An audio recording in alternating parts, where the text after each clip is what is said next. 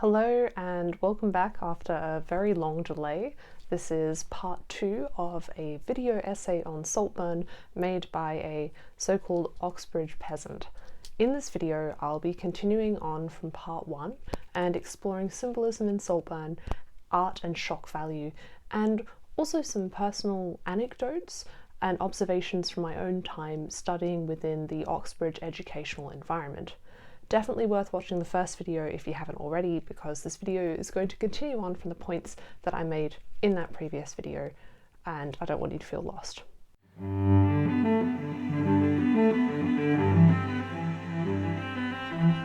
While I think that the style and flair of Saltburn distracts from what is ultimately a vapid creation, I am happy to say that there were a few clever details in this film that I really appreciated, and I want to point them out and celebrate them.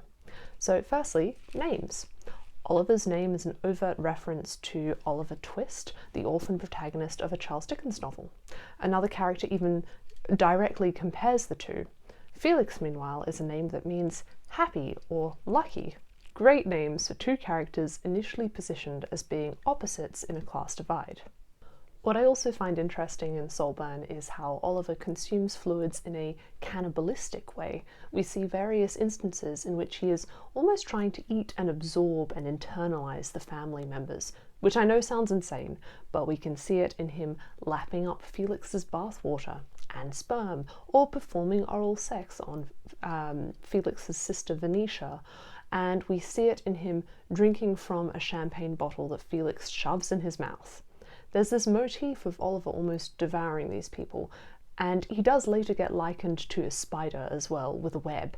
And of course, this all links very obviously to the phrase, eat the rich. So, you know, it's obvious symbolism, but it's also kind of satisfying to observe. And thirdly, I realised that something I really like about this film is what it does with music. Everyone talks about the music during the dance scene at the end because it's catchy and it's a great choice. It's the pop song Murder on the Dance Floor by Sophie Ellis-Bextor. It's an inspired choice for that end scene, especially given its lyrics like, "If you think you're getting away, I will prove you wrong." Fantastic. However, something I am surprised about is that there aren't more people talking about the great choice of classical music at the beginning of the film, Zadok the Priest, to which the film opens. This piece is a brilliant choice for its lyrical and historic symbolism. Lyrically, it opens with the booming words, "Zadok the priest and Nathan the prophet anointed Solomon king." And these lines are based on a biblical story, in which, in Kings 1:8-45, the prophet Nathan tells the dying King David of the plot of David's son Adonijah to become king, which results in David's younger son Solomon being proclaimed king instead. So Saltburn literally opens with a biblical allusion about a prophet anointing an unexpected heir to the throne. That's some great foreshadowing. And in terms of historic symbolism, Zadok the Priest is a British anthem that was composed by Handel for King George II's coronation in 1727 and has been sung at every British monarch's coronation since. So, it's about as representative of the British ruling class and upholding this class as it is possible to be. By contrast, by the film's end, the ruling class in Saltburn has been usurped by the threatening and menacing up-and-coming middle class, as reflected through the middle class's trashy yet really catchy pop anthems, such as Murder on the Dance Floor.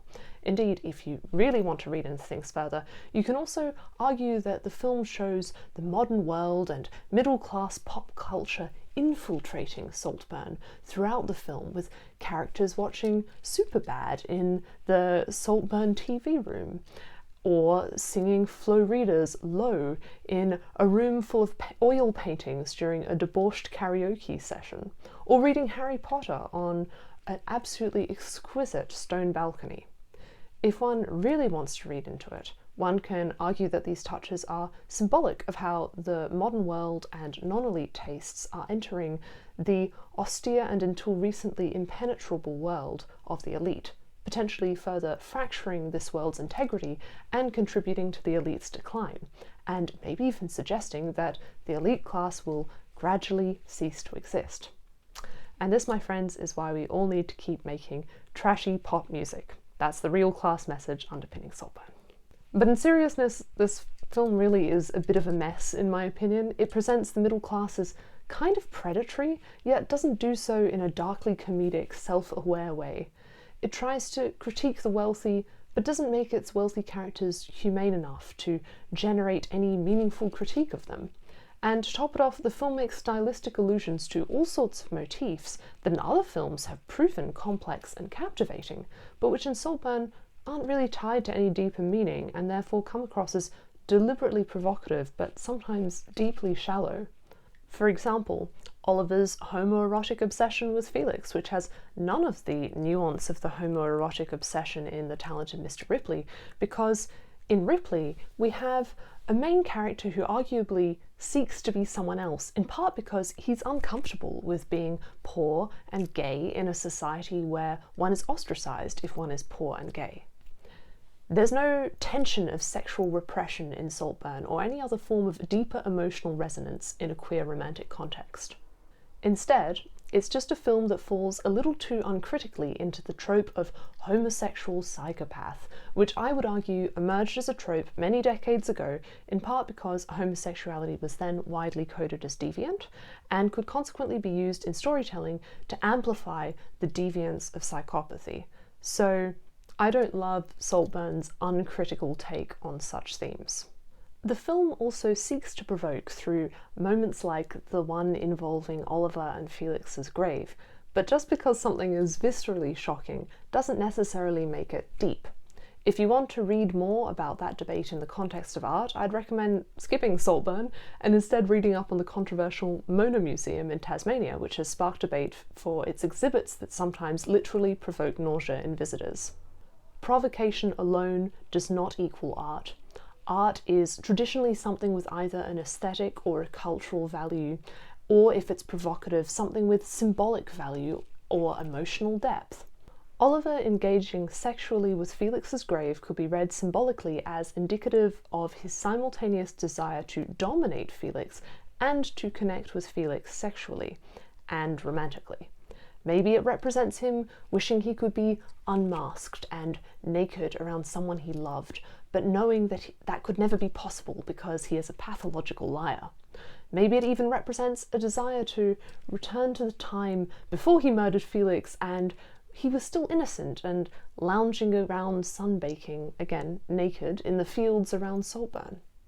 But on the whole, given this film's tendency to lean towards drama and provocation and throwing unsubtle symbolism at the audience, I'd argue this scene exists to challenge viewers and be edgy and do something new. And yet, personally, I don't feel like it really succeeds in this aim. It kind of reminds me of the time I wrote a murder mystery for a creative writing assignment in high school where we had to write gothic short stories, and I sought to make mine as shocking as possible by having my psychopathic murderer character mutilate the bodies of her victims in the most gruesome possible ways my 12-year-old self could imagine. What I did not realise at the time is that sometimes less is more, and a scene or a film or a character can be devastating and haunting and frightening through understatement and suggestion and inference, and often more so than through explicit depictions of violence or other acts crafted to be shocking above all. And the horror of a character's actions will likely also be amplified if we understand the character, because understanding the character and how their actions conflict with some aspect of their psyche is part.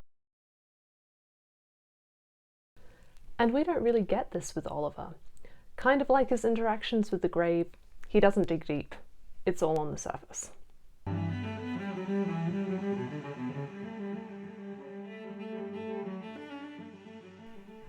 Last but not least, in a bid to add something a little different to the conversation around Saltburn, I'll share a few anecdotal observations about class and Oxbridge. So as I mentioned, I studied for a year at Cambridge. I was very lucky, and indeed I'm privileged and fortunate beyond this experience as I grew up in a middle-class family in a wealthy country. Nevertheless, class and wealth and taste operate on different levels, and I have sometimes felt that quite keenly in Cambridge, although questions of what constitutes taste and how this interacts with culture is an entire topic for another time. Some observations. I'm keenly aware of how clearly accents can identify geography and class in the UK. I didn't grow up here, but I'll do my best to share what I understand in case it's informative for you. So in the UK, there are many distinctive accents, and you can hear pretty much instantly whether someone comes from the historically and presently poorer northern regions of England or from the typically more affluent south. And the horrible thing is that accentism, so discrimination based on accents, exists in the UK to quite a strong degree. According to an article by global law firm Dentons, a recent study conducted by the Sutton Trust revealed more than 45% of employees in the UK have been mocked, criticised, or singled out because of their accent. For centuries, accent prestige has been a significant issue in the UK. Horribly, how one speaks is sometimes assumed to be indicative of how one thinks. And even during my short time in Cambridge, I've heard northern students talk about accent discrimination, and I've read articles by them about it too. Take this article, published in the Cambridge Student newspaper in 2023. It feels as though the cards are economically and educationally stacked against northern students, so even some of the most promising prospective applicants convince themselves that they have no chance, or that the Oxbridge environment is not suited to someone like them. In my own experience, I have heard this justification on countless occasions, and the implication is clear. There is no room at an institution like this for a working class northerner. This is why I was initially so interested in Saltburn. I thought I might try to tackle some of the difficult ideas surrounding privilege explored in the 2014 film The Riot Club, for example. In Saltburn, when Farley corrects Oliver's way of speech and the way he says thus in front of a professor, this is a clear example of accentism, and it's awful to witness. On a roundabout personal note, my dad's family all comes from West Yorkshire in the north of England, and my Yorkshire-born grandmother emigrated with her sons to Australia partly to escape the British class system, which didn't seem likely to deliver many opportunities for working-class Yorkshire children. Leaving her entire family and emigrating to Australia with next to no money seemed like a safer economic bet than hoping for social mobility in her birth country, which is really saying something.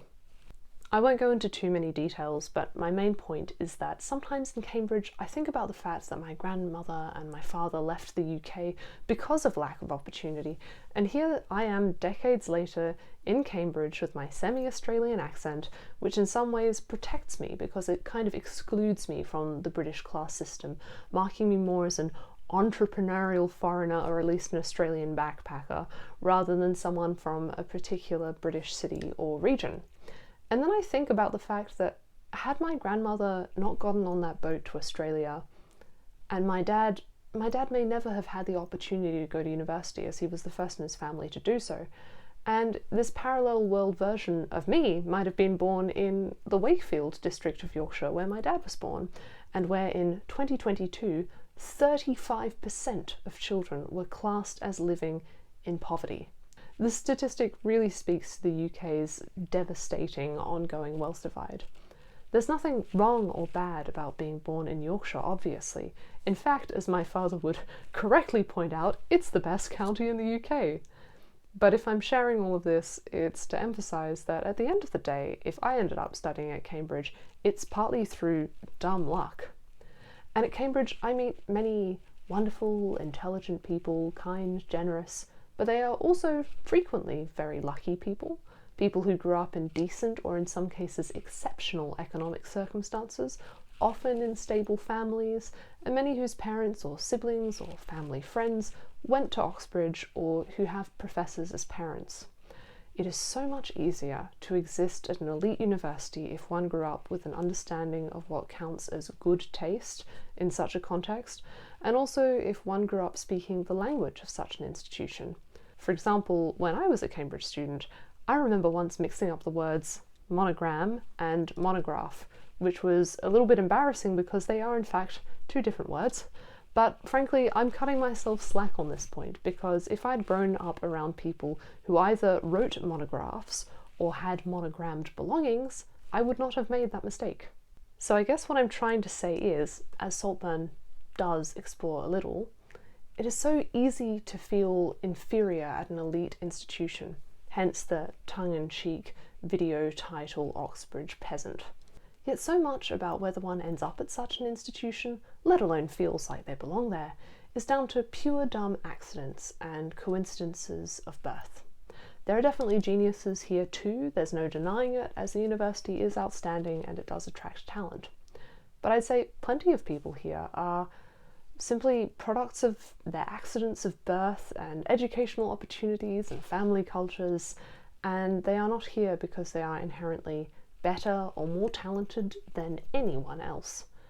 This isn't a new idea, but I think it's an important one to emphasize. So this video has gotten rather long, and if you've made it this far, I'm rather touched, and I do hope you got something out of it. So thank you for spending this time with me. Have a beautiful day, and if you must watch Saltburn, do yourself a favour and watch it in the daytime. I watched it late at night and then had to sleep with the lights on because while I love dark themes and storytelling, I'm also a complete coward. I only watched The Talented Mr. Ripley because it was during lockdown and it was on Netflix, and I wanted to live vicariously and go on an escapist romp through Italy. But I didn't fully realise exactly how dark the film was, and that did not work out well for me. So I wish you better luck. Now go forth and be both stylish and substantial.